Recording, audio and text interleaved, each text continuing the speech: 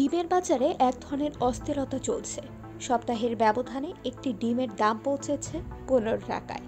এমন অস্থিরতার নেপথ্যে বহুজাতিক কোম্পানি এবং রাজধানীর তেজগাঁও ডিম ব্যবসায়ী সমিতিকে দায়ী করেছে বাংলাদেশ পোল্ট্রি অ্যাসোসিয়েশন। একই সঙ্গে 20 দিনে অযৌক্তিকভাবে ডিম ও মুরগির বাচ্চার দাম বাড়িয়ে অসাধু চক্র 280 কোটি টাকা লুটপাট করেছে বলেও অভিযোগ করা হয়েছে। সংগঠনটির সভাপতি মোহাম্মদ সুমন হাওলাদার গণমাধ্যমে পাঠানো বিবৃতিতে এসব অভিযোগ করেন। তিনি বলেন, সারা দেশে ডিমের বাজারে অস্থিরতা চলছে, যার পরিপ্রেক্ষিতে ডিম মুরগির দামও নির্ধারণ করে দিয়েছে সরকার। কিন্তু দুঃখজনকভাবে কৃষি বিপণন অধিদপ্তর কোনো প্রান্তিক খামারিকে ডিম মুরগির দাম নির্ধারণে ওয়ার্কিং গ্রুপ কমিটিতে রাখেনি। তারা শুধু কর্পোরেট গ্রুপদের পরামর্শে দাম নির্ধারিত করেছে, যার ফলে এই পরিস্থিতি তৈরি হয়েছে। আবার এর জন্য ফিড ও মুরগির বাজার উৎপাদনকারী কোম্পানি, তাদের অ্যাসোসিয়েশন এবং তেজগাঁও ডিম ব্যবসায়ী সমিতি সহ অনেক শক্তিশালী সিন্ডিকেটের হাত রয়েছে। প্রান্তিক পর্যায়ে একটি ডিমের উৎপাদন খরচ 10 টাকা 29 পয়সা। সে অনুযায়ী 12 থেকে 12.5 টাকা যদি ভোক্তা পর্যায়ের দাম থাকে তবে সেটি যৌক্তিক, কিন্তু সেই ডিমের দাম পৌঁছেছে 15 টাকায়। এমন অবস্থায় ডিম আর মুরগির বাজারে স্বস্তি রাখতে পোল্ট্রি ফিড ও মুরগির বাচ্চার সিন্ডিকেট ভেঙে ডিম মুরগির উৎপাদন খরচ কমাতে পারলে শিগগিরই বাজার সহনীয় পর্যায়ে আসবে।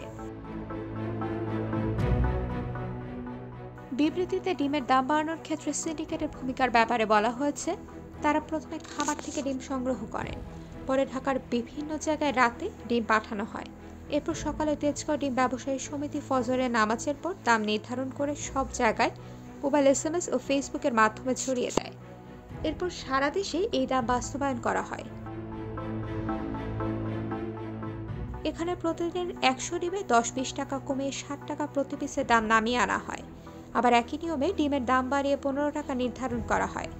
এক্ষেত্রে সিন্ডিকেট দাম কমিয়ে ডিম কিনে 5 থেকে 7 দিন সংরক্ষণ করে রাখে।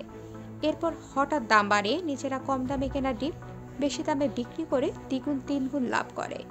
এতে করে সারা দেশের ডিম ব্যবসায়ীরা লাভবান হয় আর উৎপাদক ও ভোক্তারা ক্ষতিগ্রস্ত হয়।